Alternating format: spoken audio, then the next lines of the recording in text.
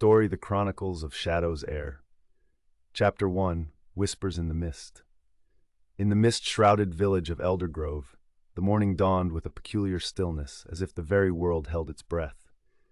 Eldergrove, nestled deep within the ancient Transylvanian woods, was a place where time ambled leisurely, largely forgotten by the frantic pace of modern life. The village exuded an old-world charm. Cobblestone paths wound through timber framings of centuries-old cottages, and lanterns, fueled by oil, flickered at the slightest breeze, whispering secrets only they knew. The townsfolk lived lives of simplicity, untouched by the denizens of the bustling cities far beyond the forest borders. Their days were governed by the rising and setting of the sun, sowing seeds in spring and harvesting in autumn. Their evenings, spent by the warmth of fires, were filled with stories passed down from generation to generation. Stories of curses, mischievous fairies, witches who shaped the destinies of men, and demons lurking in the woods.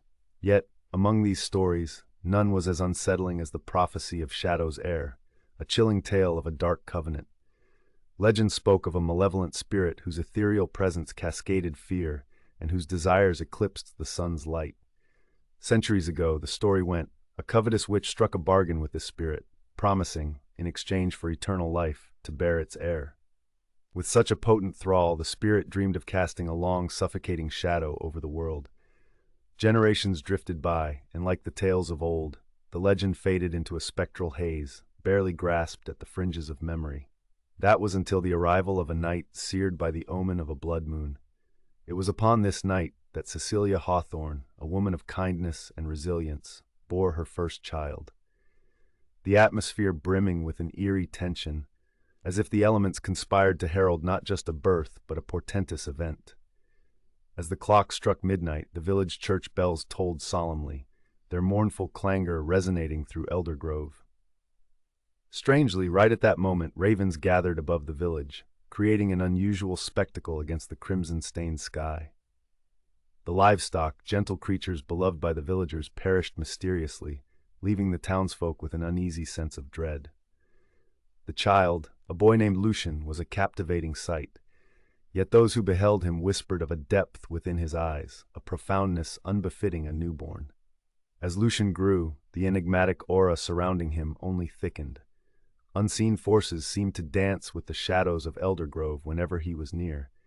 Whispers followed him from cottage to cottage, as each villager wondered at the child's peculiar ways. Lucian was often caught in fervent conversations with invisible entities, his youthful voice floating on the air, murmuring ancient words that broadened the eyes of even the most learned villagers. Father Ellsworth, the village priest and keeper of ancient ecclesiastical texts, struggled with the omens surrounding Lucian's birth. His heart ached with the burden of guilt and fear. The echoes of the prophecy pulled insistently at the edges of his faith, a faith he had let slip many moons ago. As the seasons ushered in nothing but hardship, he recalled the stories whispering through generations. Lucian, he realized, might be the vessel for the darkness foretold. Compelled by duty and a desire to shield the village he held dear, Father Ellsworth knew he had to intervene. Hope lay in the promise of knowledge. Delving into the depths of forbidden scriptures, the priest sought answers.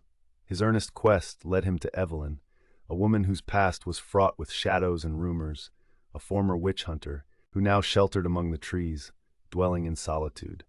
Wariness laced their meeting, but Evelyn's knowledge of the arcane could not be denied. Together they forged an unlikely alliance, driven by a shared purpose. Chapters passed like the turning of autumn leaves, each page laden with mystery thick enough to cut through. In constant pursuit of the truth, Father Ellsworth and Evelyn dug deeper into Eldergrove's history. Dark secrets were exhumed, revealing a tapestry of lineage entwined with ancient rituals and dormant powers. As they unraveled the legend's intricate threads, they confronted not only the terrifying potential of Lucian's destiny, but also the unhealed wounds of their own pasts. The stakes could not be higher. For the village, for the world, theirs was a battle that demanded courage, animated by love and determination. As their journey continued, the tension between light and shadow echoed the eternal struggle between hope and despair. Would love triumph against the encroaching darkness, Or would the prophecy of Shadow's Heir cast a shroud of night eternal over Eldergrove and beyond? Chapter 2. Shadows and Secrets. The path to Evelyn's reclusive abode was one seldom traveled, shrouded in thick vegetation that seemed to whisper secrets upon the wind. Father Ellsworth, feeling the weight of the entire village upon him, trudged through the underbrush, his mind thrumming with the urgency of their task. Evelyn's cottage lay at the edge of a dense woods, its exterior a collage of creeping ivy and weather-worn stones. As he approached, Ellsworth couldn't help but feel that the forest itself was watching, its presence a silent guardian to the secrets within.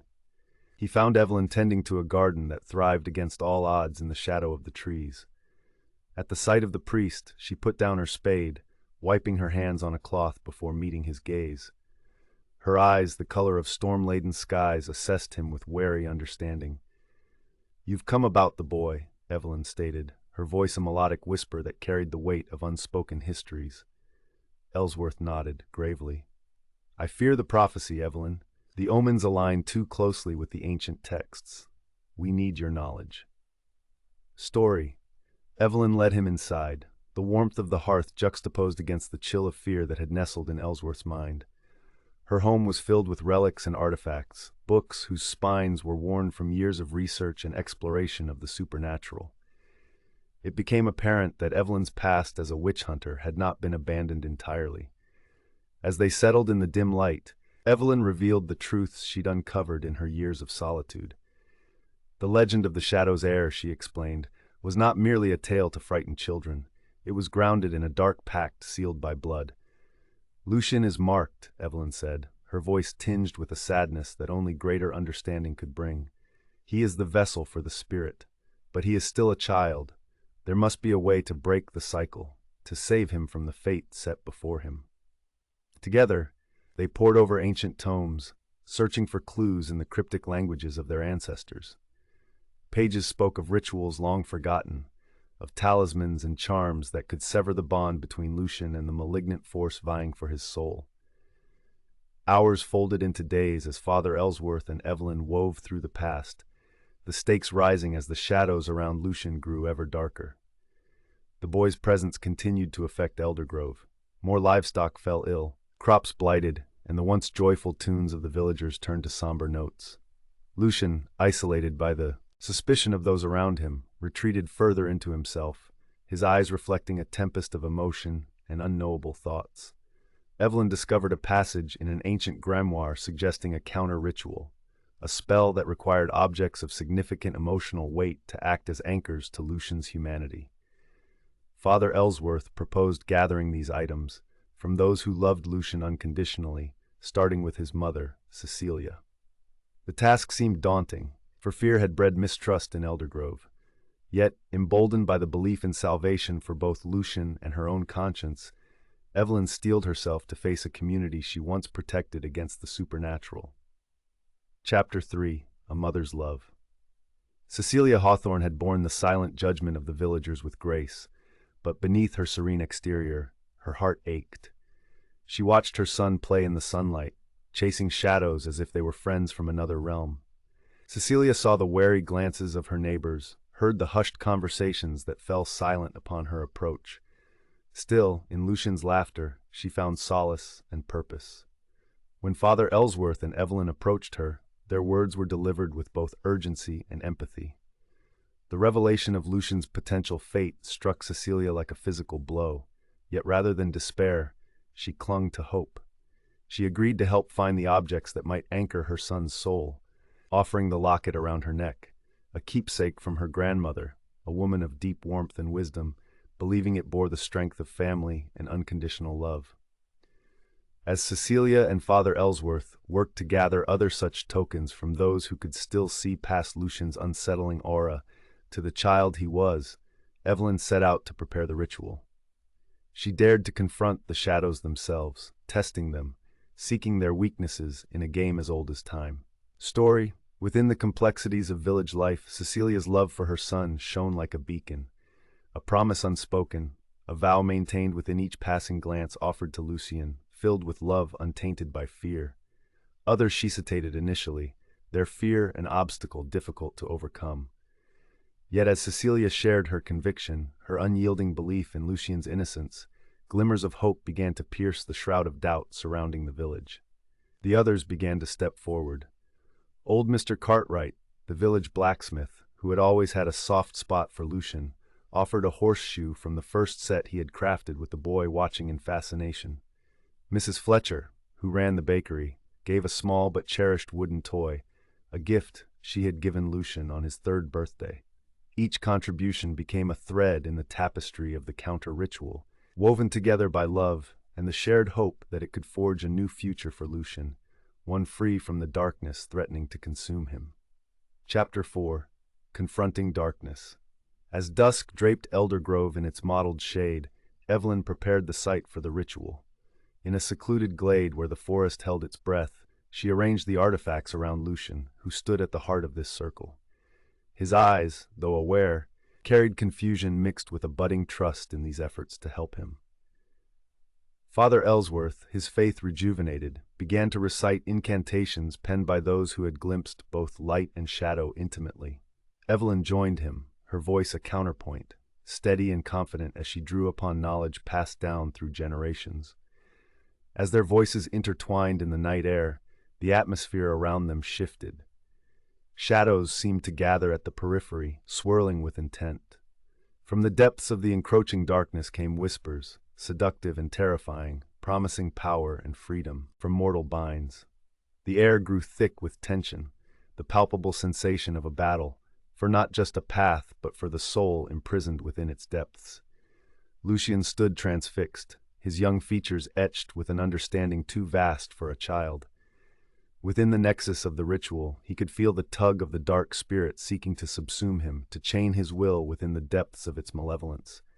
Yet amidst this war of wills, the emotional weight of the gathered objects, each pulsating with love and purpose, anchored him firmly in his humanity.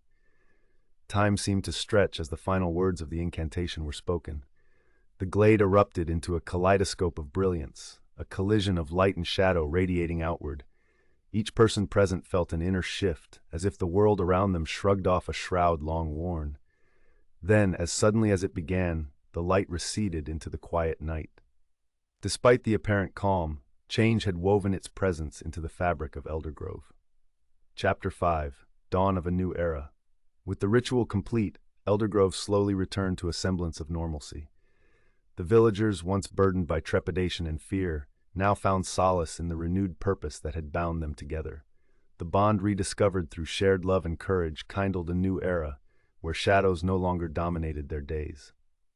Story Lucian, free from the spirit's malevolent influence, thrived in ways unimaginable before.